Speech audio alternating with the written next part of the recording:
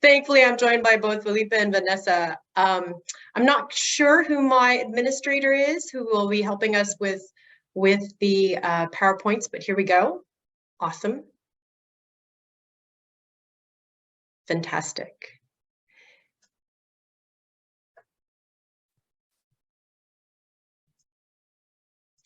Given our limited time, I'm going to go ahead and get us started today. We will be monitoring the chat to make sure that if you have any questions or queries, I'll be taking a look at that while our panelists speak today. You are in the breakout room about HIV in the carceral state, particularly focused on researching effects on health outcomes. And I am joined by esteemed colleagues, Felipe Findley. Next slide. Felipe, not sure if this was a photo that was approved by you, but it's the one we've got. Felipe was an awardee for one of the CHIPTS Kickstarter grants, holding a convening here locally, looking at the impact of systemic racism and mass incarceration on HIV in LA County. Next slide. Also joined by Vanessa Warri. Some of you may have been in attendance of Vanessa's poster looking at Just Research, a community-based participatory action research initiative for trans futures in health and scientific knowledge. Next slide. This panel is made possible through our work with the Policy Impact Corps. I am a co-director there, along with our director, Naina Hara, and our associate director, Gabe Edwards. Our key focus is to look at populations made vulnerable by changes to health policy, experiences that lead to medical mistrust, and over-engagement with systems of incarceration. Next slide.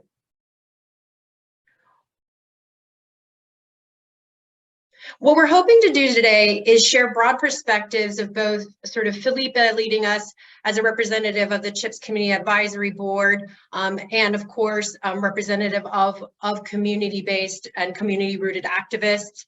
Also looking at the work that Vanessa has done alongside CHIPS to address disproportionate health outcomes across communities engaged by carceral systems. So we're hoping today, what we're hoping to do today is really talk about the ways in which researchers can better capture the effects of criminalization on health outcomes. When we talk about the carceral state, as it turns out, it's a definition that's still in flux. I've shared one here that I think is really helpful in that it talks about not just the criminal justice system proper, meaning prisons or jails, right? But talking about logics and ideologies, practices, and any kind of move essentially to create punitive orientations to difference. And I think in this field, we've seen that sort of punitive orientation to poverty, punitive orientations to justice, and the way in which we are all sort of are subjected to control across constructed borders. So I hope that that's helpful in sort of framing our conversation today.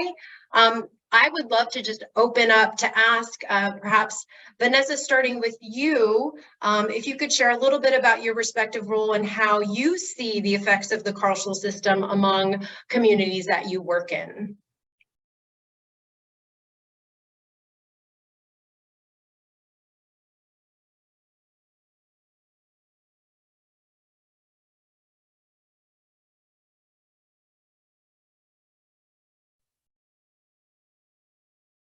You unmute Ayako. I think I'm waiting for Vanessa to pop in, but Vanessa, I can also. I can see her mute going off. I can see her mute going off, but then you still can't hear her. Felipe, why don't we start with you, and then we can jump over to Vanessa. Okay, so what's the question? You want to hear the work we're doing? Absolutely. Tell us about the work you're doing. I mean, look, you know, how the carceral state has impacted community. I mean, you know, look, I grew up in the south side of Chicago, and one of our field trips, 7th and 8th grade, was to the Cook County Jail, which was 3 blocks down from where we went, and it was a part of their whole, like, you know, scared straight mentality. But if you growing up in the neighborhood, it was the landmark, the biggest landmark. You know, people ask me, where do you live? I said, you know, Cook County Jail is 26 and come on, 3 blocks down. Like, that's how we talk about, you know, where we grew up. Police patrol, you know, pulled over many times, you know, as a child, I'm talking, right? Not as an adult, as a child. And so I think it's been omnipresent in my life personally, in my community personally. And, you know, you see it, you know, in the statistics that organizations like, you know, $1 Million Hoods is done out of UCLA. I mean, if I had to rep a couple books, I mean, I think, you know, City of Inmates, for those who live in LA, I think is an essential read. In terms of, you know, HIV work, I mean, that's why I got into HIV work, because as a PA student, it was where I felt like the sort of social justice, social determinants of health, medicine kind of all intersected. So it just kind of made sense to me. And it's been interesting because we've known then the impact of incarceration on health. And by then, I mean 2005, 2006, when I was getting started. And we are 17 years later, kind of like having this conversation. And it's still being relatively kind of like a brand new concept. You know, I mean, sure, the literature is out there. You have to dig for it. And so it isn't out there in the forefront. And for us in LA, to live in a county that jails more people than any place on the planet, and then talk about, you know, HIV and HIV prevention and treatment services and struggling for budgets while you have a multi-billion-dollar industry, run by some of the same people, right? So the board of supervisors, right? You know, think about the Department of Public Health, et cetera, you know, and it being right there, and seeing the communities impacted by HIV, you know, stretching from WeHo down through South LA, right, to, you know, Long Beach. That whole corridor is a Black and brown community that's just heavily policed, and for decades, right? Like, it's not a new concept. And so the impact that incarceration has is that it's just a massive destabilizing effect on these communities, right? On our community, just destabilizing, right? So what happens when somebody spends a day or two in jail? What happens to their home? What happens to their family? What happens to their relationship? You know, and that being done over the tens of thousands and hundreds of thousands, you know, that cycle through these places, you know, over decades, right? Is that it creates these ripe conditions for HIV vulnerability, and that's what, you know, we've been, when I say we, it's, you know, Nina's on here, and, you know, Dami and others from the CHIPTS Community Advisory Board, and others that are kind of on the commission, and you know, other HIV service organizations are trying to just bring this more to light, right? That we want to be serious about ending the HIV epidemic, but we not, you know, address like this massive elephant in the room, this massive destabilizing effect on our community. You know, we're going to be spinning our wheels. And so I think, you know, what we've been doing is mainly kind of educational at this point. We've had, there was a conference, Penny Lane Centers have put a conference together around, you know, systemic racism. We presented there. We kind of had our own seminar, you know, inviting folks might have, I'm looking around who might have been on that. We've been partnering with organizations like Dignity and Power Now and the Justice LA Coalition, which has already been doing work around closing Men's Central Jail, getting Measure J passed. Now Measure A. Measure J is basically like a funding mechanism to fund the Alternatives to Incarceration plan that the Board of Supervisors, it's 2 years old now, they've all agreed to this plan to close Men's Central Jail, to shift funding away from systems of incarceration to systems of care. None of it specifically around HIV, but around, you know, health, mental health, housing, substance abuse, things that certainly overlap with us. And so we've been trying to kind of connect more with them to sort of see if, you know, we can kind of coordinate, you know, get more of the sort of HIV conversation in their work and more of their activism into our work. And so we're kind of in the early stages of that, but it's been great. It's been a powerful experience working with folks, and I'm inspired, and yeah, I look forward to where this goes. Thank you. I really appreciate that. I think one of the things that we're doing here is myth busting, right? You as a clinician and what your role should be or could be, or what we want it to be. And in fact, that what you see is that HIV has to break out of its silos and has to become a part of the conversation across these different and distinct communities that are working actively to address, you know, the carceral state. Vanessa, I'm hoping you're able to unmute now to share a little bit with us about essentially, I think for the conversations we've had prior about this, surveillance and the threat of punitive policies is something that is almost always looming in the communities you seek to uplift. So if you could share a little bit about that, that'd be helpful.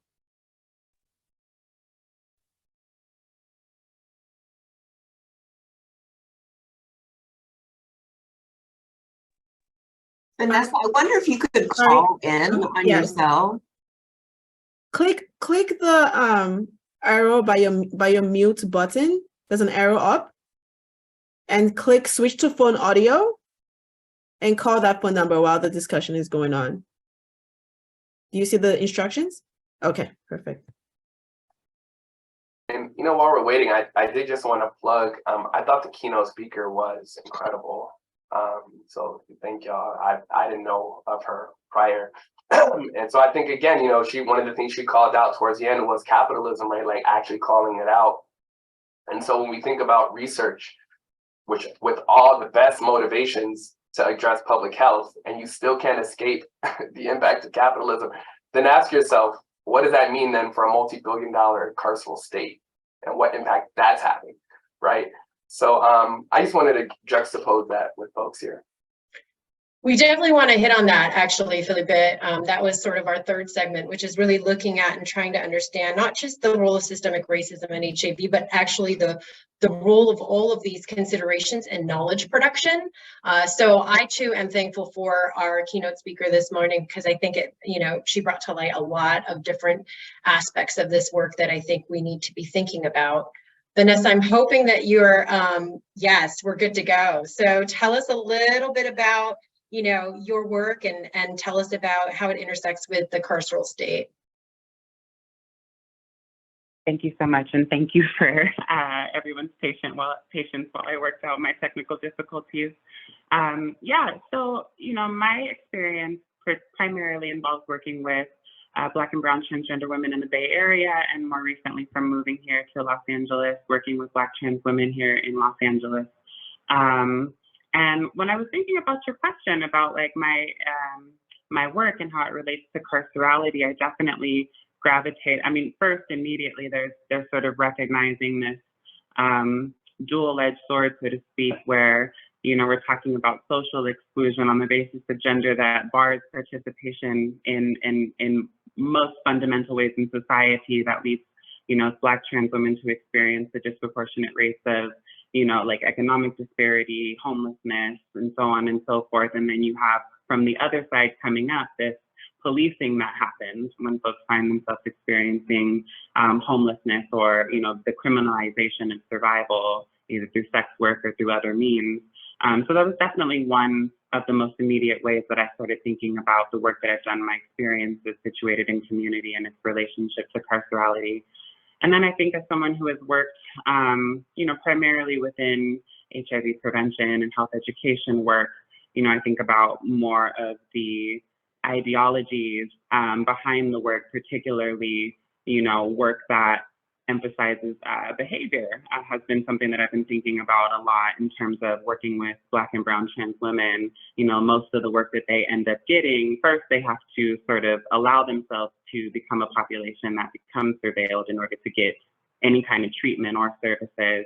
And then on top of that, the sort of services that they receive emphasize behavioral health intervention, which carries within it, on the surface it's good. We want to help people develop healthier behaviors to improve health outcomes, but sometimes I feel like we don't do enough work to address the sort of upstream and structural determinants that drive, shape, and sustain these behaviors. And so it becomes sort of this wheel where, populations are being managed and, their suffering is, not necessarily being alleviated, but not being much, made much worse. And, the offerings that they have are either, behaviorally based, which ignores the whole systemic and structural experience that Black trans women face.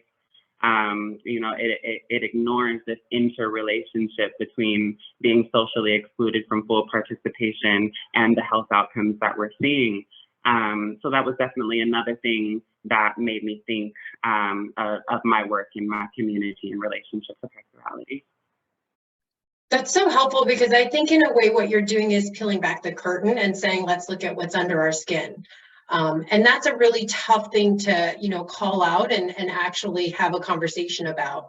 So in terms of the carceral state, what it makes me think about truly is sort of how we hold together notions around abolitionism, and the reality that many of us feel like there should be a direction towards abolition, and trying to dismantle mass incarceration in a step-by-step approach is not going to ultimately serve us. So I'm just curious about how you all hold that together with the work that you're doing and with sort of the efforts that you're making in this area.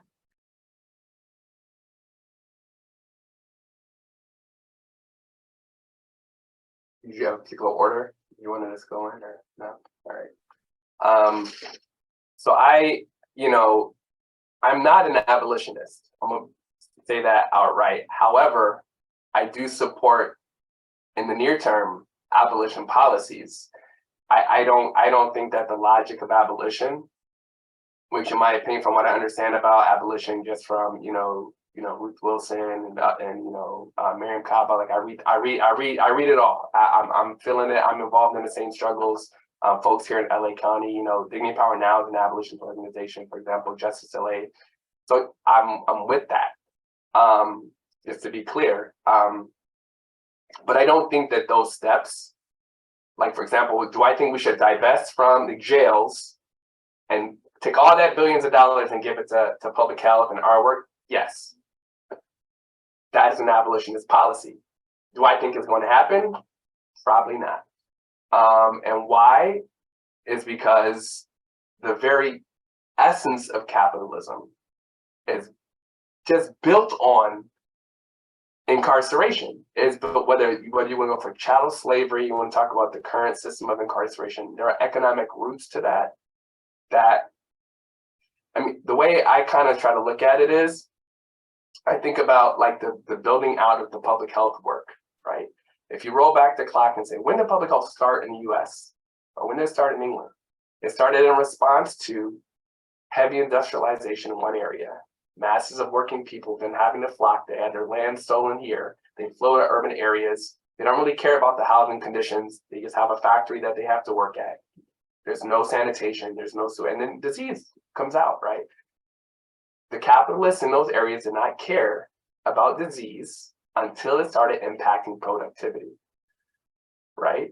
Chattel slavery had healthcare providers. Slaves had doctors. They didn't care that they were enslaved.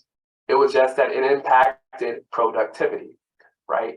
To me, that essence of health and public health as a means of maintaining minimum health to maintain productivity has not changed. And you can see it in this COVID pandemic that is happening.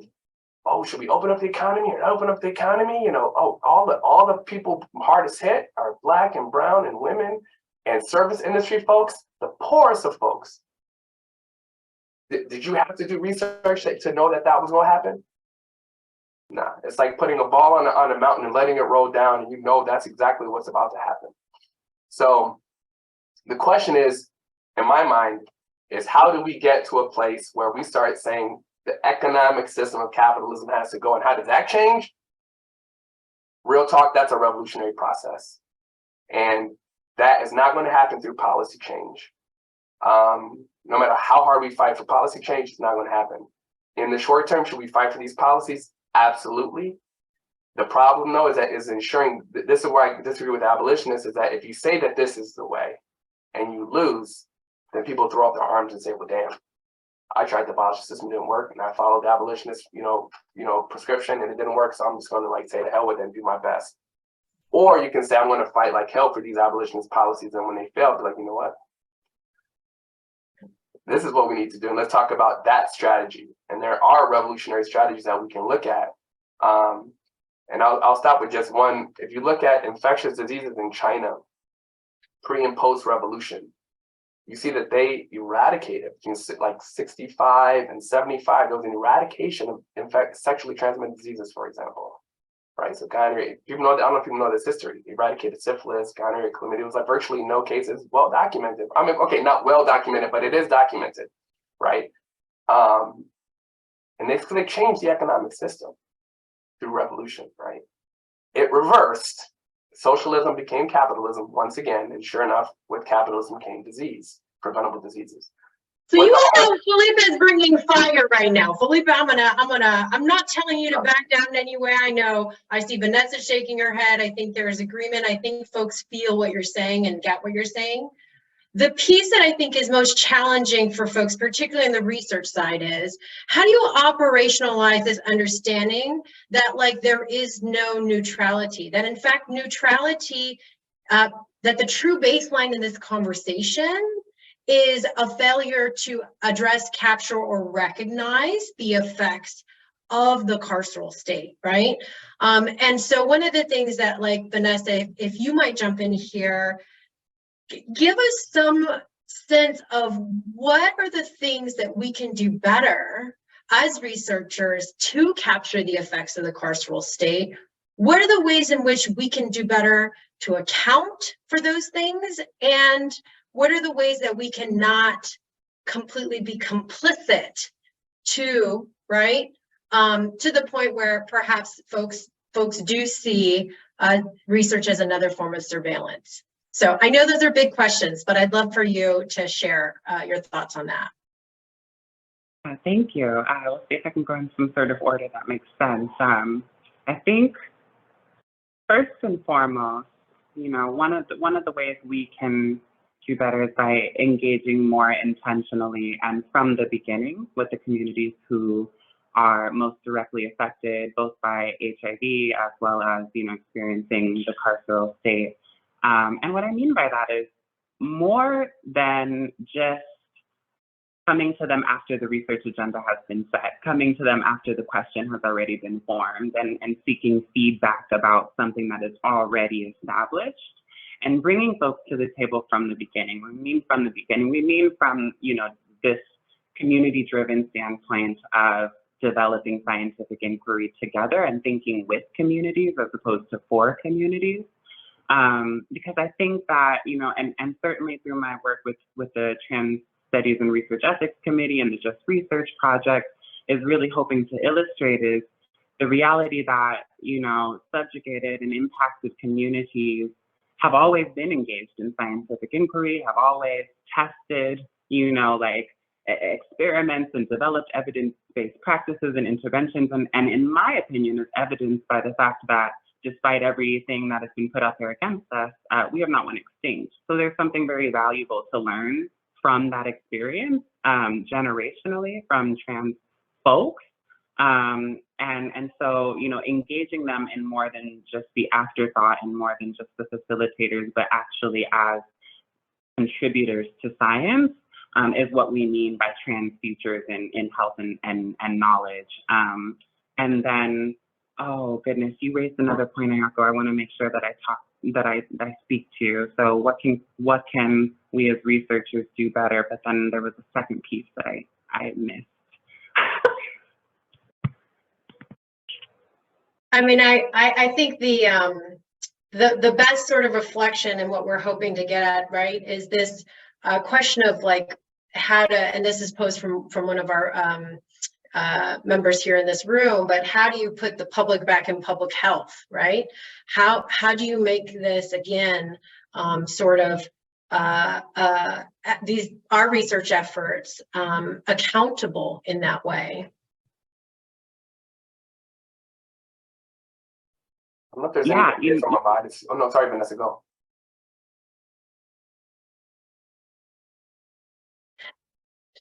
Too nice, too kind. Vanessa, go ahead, then Felipe. We'll do it that way.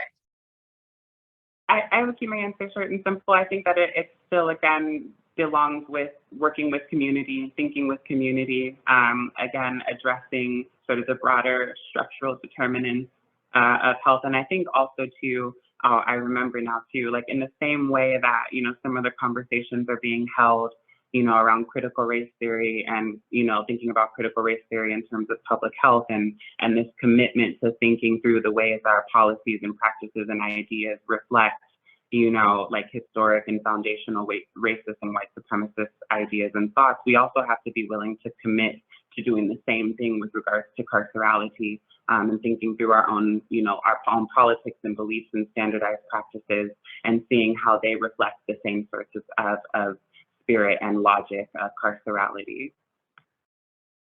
Felipe?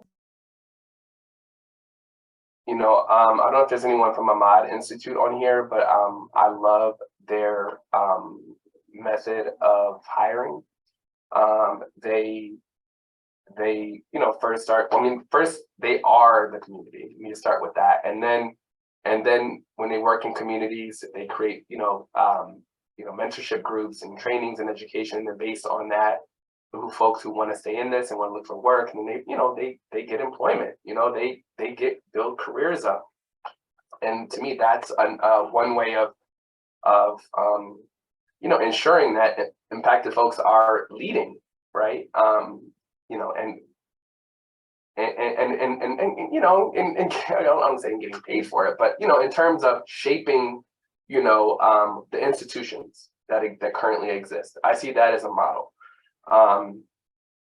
Where I work, that is not the model, and that's a problem. And one thing that I'm trying to do is work closely with them. They're right across the street from us, and we're like creating a joint social media position. And who's going to hire that person? They're going to hire that person. Why? Because they know better than us, we're there's someone else who's running some of their trans wellness programs. I do provide hormone replacement therapy, but what I call our institution a safe space and a gender affirming space and all welcoming, absolutely not. Right. So that's just real. And so then who best to help us create that space, right? And so those are things that we're working on. So to me, that's the way. And I think again the keynote said it, right? She's like, look, here she's breaking it down for us. Then on the other hand, she's Columbia, Harvard graduate, and right? And so saying things that people are listening to because of those letters after her name.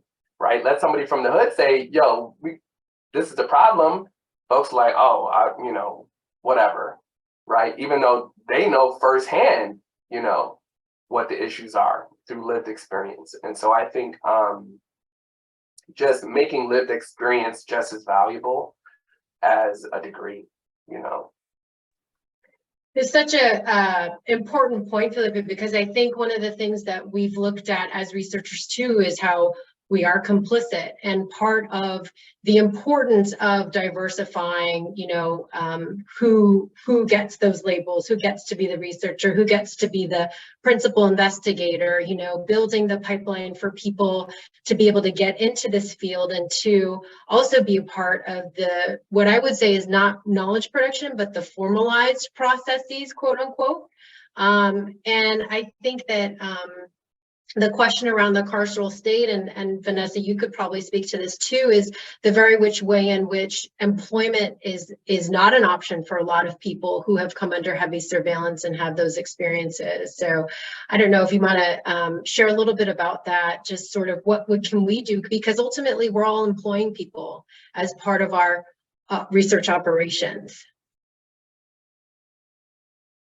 Thank you. I think that's such an excellent question, and such, I think, a great primary point where we can think of intervention in terms of providing, Black and, subjugated communities, folks living with HIV, and in my particular context, thinking of Black and brown trans women. It's an excellent opportunity, I think, to provide them both an introduction to not only research and how research is done, but potentially higher education, employment. I think it's really important considering that so much work is already done in these communities and so much research and research potential exists in this population. And so it's an excellent opportunity, again, to work with and not for, and bring folks in from the beginning, from the proposal stage, when we're working, when we're applying to the grants. That is when we should be bringing, our folks to the table and creating those teachable moments within that opportunity as well. I think will go a long way, considering, again, the lived experience that this population has, the work that, they have already done, or, been a part of a legacy, a trans legacy, a queer legacy that has done the work and are holders of this knowledge.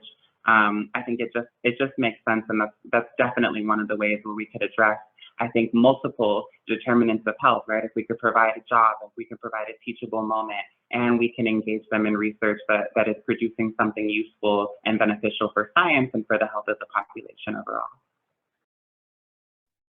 Thank you so much. I want to know if either of you have any last thoughts you want to share as we move on from our panel today.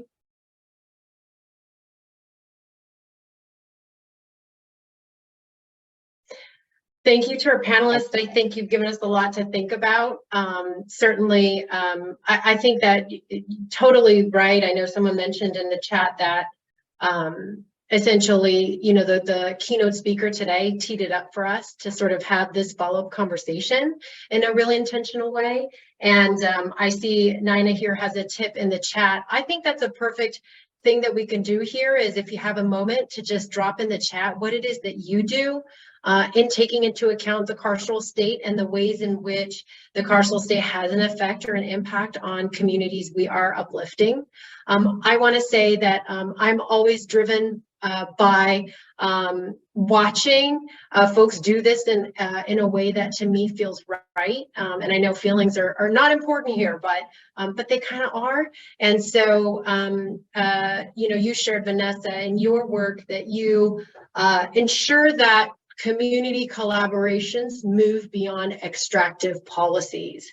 So if anything, if we can sit and sift through what that means for each and every one of us as we're engaged in the research, measuring, engagement with the carceral state is a starting point, as Nina encouraged. But I think continuing to have this conversation to think through then, what does allyship mean in this space? As a person who does not have experience engaging in the engagement with carceral systems, I am not an expert, but I think that we all know and can connect ourselves to community folks and peers actually that have these experiences either in their lives or their families' lives. So love that you all have dropped your contact information. I encourage everyone to reach out. And the last and final plug I will give is that we have created policy briefs out of our CHIPTS Policy Impact Core, and our policy briefs are focused on the carceral state, including the criminalization and regulation of sex trade and the different frameworks for that work. So please check us out on the CHIPTS website. Our policy briefs focused on the carceral state, and let's a big round of applause for our panelists today.